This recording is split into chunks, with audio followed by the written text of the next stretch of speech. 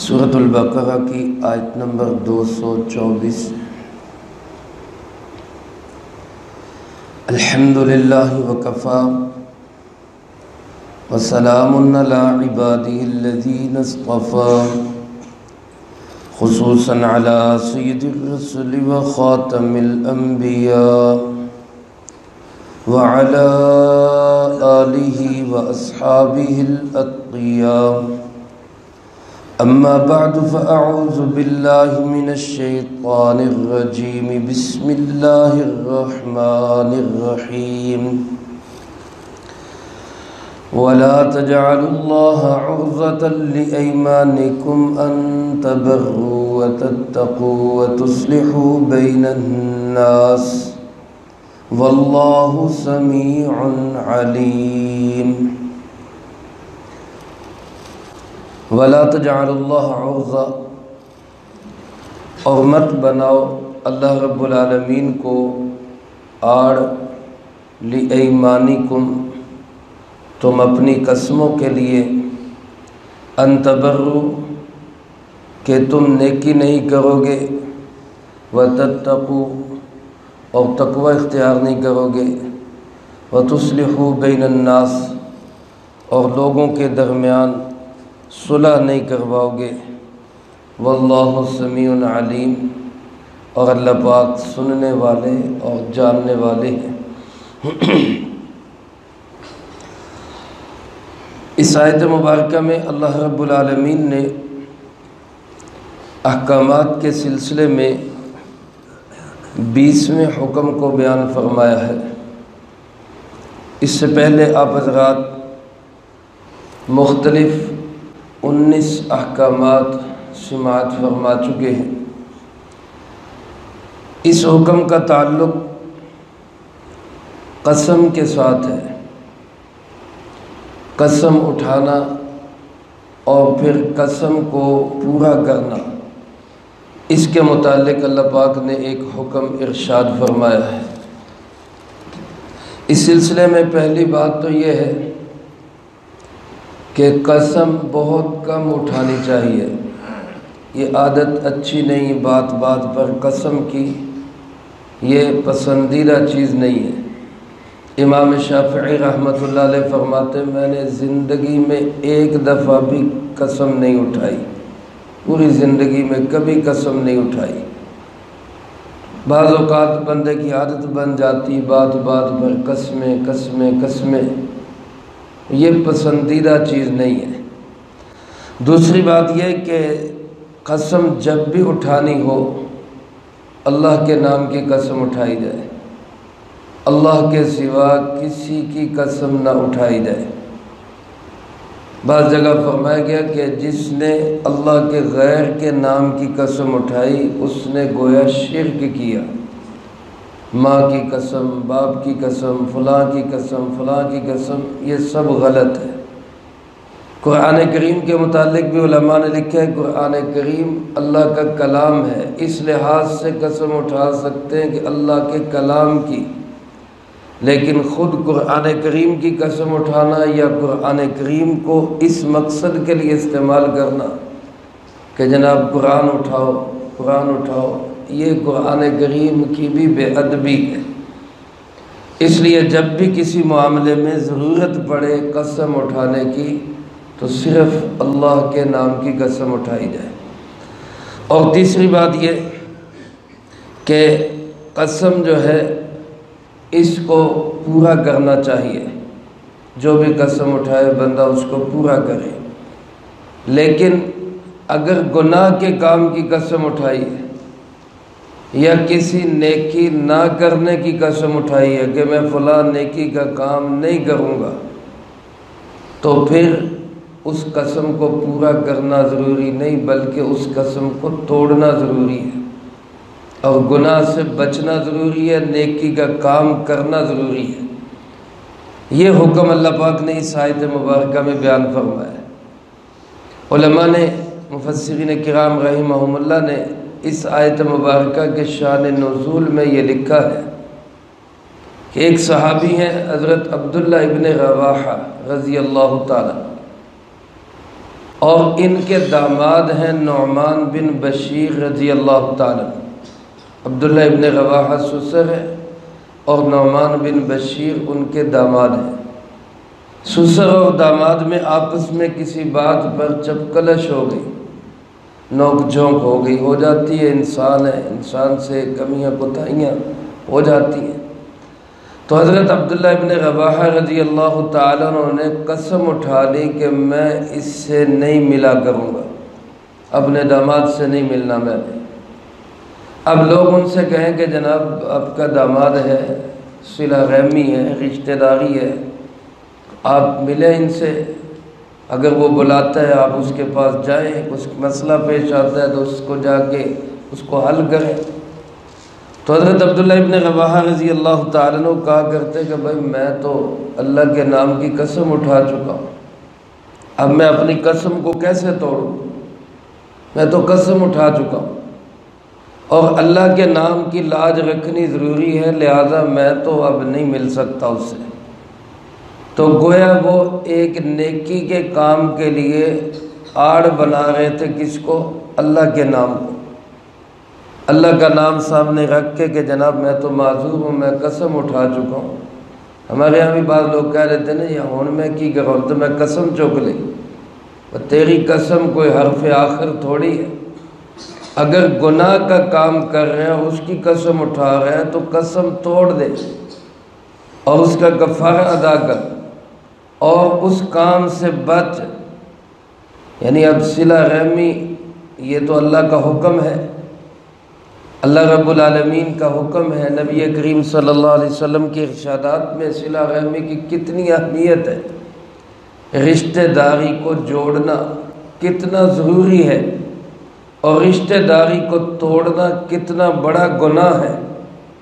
اب بندہ قسم اٹھائے کہ میں فلاں رشتہ دار سے بات نہیں کروں گا، وجہ کوئی بھی ہو، الا یہ کہ وہ بالکل خلاف شریعت کام کرتا ہو یا اس سے میل ملاقات میں دین کے اندر فتنہ پڑتا ہو، اپنا ایمان خراب ہوتا ہو، پھر تو بچنے کی گنجائش ہے، پھر بھی یہ نہیں کہ اس کی خوشی غمی میں بھی شامل نہ ہو۔ لیکن اگر ایک بندہ ویسے ہی رشتے ناطے کو توڑنے کی قسم اٹھا لے اور پھر یہ جناب کہے کہ جی اب تو اللہ کے نام کی قسم اٹھا لی، اب کیا کروں، تو یہ غلط ہے۔ قسم توڑ دے اور صلہ رحمی کرے، رشتے ناطے کو توڑنے کی بجائے جوڑنے کی کوشش کرے۔ اسی طرح کوئی بندہ کسی نیکی نہ کرنے کی قسم اٹھا لیتا ہے، میں نماز نہیں پڑھوں گا، میں فلاں کو صدقہ خیرات نہیں دوں گا، میں فلاں جگہ پہ خرچ نہیں کروں گا۔ اب اپنی قسموں کو آڑ نہ بناؤ، اپنی قسموں کا بہانہ نہ بناؤ کہ جناب اب تو ہم قسم اٹھا چکے ہیں، اب کیا کریں۔ تمہاری قسم کوئی پتھر پہ لکیر نہیں ہے، اس کو توڑ دو اور اللہ کا حکم پورا کرو، وہ زیادہ ضروری ہے۔ ایسے ہی مثلا کوئی انسان کسی گناہ کے کرنے کی قسم اٹھا لیتا ہے، میں فلاں گناہ کروں گا، کسی کو قتل کروں گا، کسی کا مال کھاؤں گا، کسی کو ایسے نقصان پہنچاؤں گا، اللہ کی قسم میں فلاں سے بدلہ لوں گا۔ اب اس قسم کی جو قسمیں ہیں، یہاں پہ اللہ پاک فرماتے لا تجعلوا اللہ عرضا، اللہ کو آڑ نہ بناؤ، اللہ کو بہانہ نہ بناؤ، اپنی ان قسموں کی وجہ سے خلاف شریعت کام نہ کرو۔ قسم اٹھا لی کہ جناب انت برو، میں نیکی نہیں کروں گا، اللہ پاک فرماتے ہرگز اس کو رکاوٹ نہ بناؤ۔ قسم اٹھا لی کہ وتتقوا، میں تقوی اختیار نہیں کروں گا۔ قسم اٹھا لی کہ جناب وتصلحوا بین الناس، میں لوگوں کے درمیان صلح یا اصلاح نہیں کرواؤں گا، میں لوگوں کے درمیان آپس میں میل جول کو باقی نہیں رہنے دوں گا۔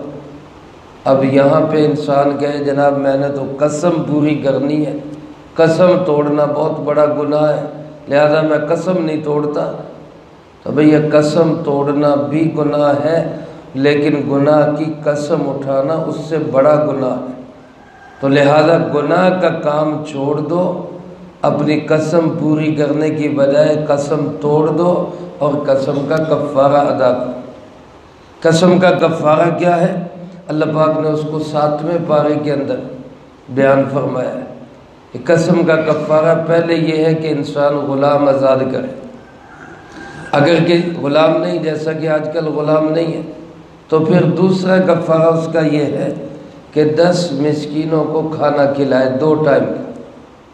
10 مسکین کا مطلب جو زکوٰۃ کے مستحق ہوں اور وہ سید خاندان سے نہ ہو۔ سید خاندان کو صدقہ زکوٰۃ نہیں لگتا۔ سید خاندان کون کہلاتے ہیں؟ حضرت علی کرم اللہ وجہہ کی اولاد، حضرت جعفر رضی اللہ تعالیٰ عنہ کی اولاد، حضرت عقیل رضی اللہ تعالیٰ عنہ کی اولاد، حضرت عباس رضی اللہ تعالیٰ عنہ کی اولاد، اور آپ کے چچا حضرت حارث کی اولاد۔ یہ 5 حضرات کی اولاد جو ہے یہ سید اور سادات کہلاتی ہے۔ مسکینوں میں یہ نہ ہو۔ اسی طرح جو مسکین ہو، کھانا جن کو کھلانا ہے وہ تندرست ہوں، جوان ہوں، بچے بھی نہ ہوں، بوڑھے بھی نہ ہوں، اور ان کو 2 وقت پیٹ بھر کے اس زمانے کا جو مناسب کھانا ہے وہ ان کو کھلایا جائے۔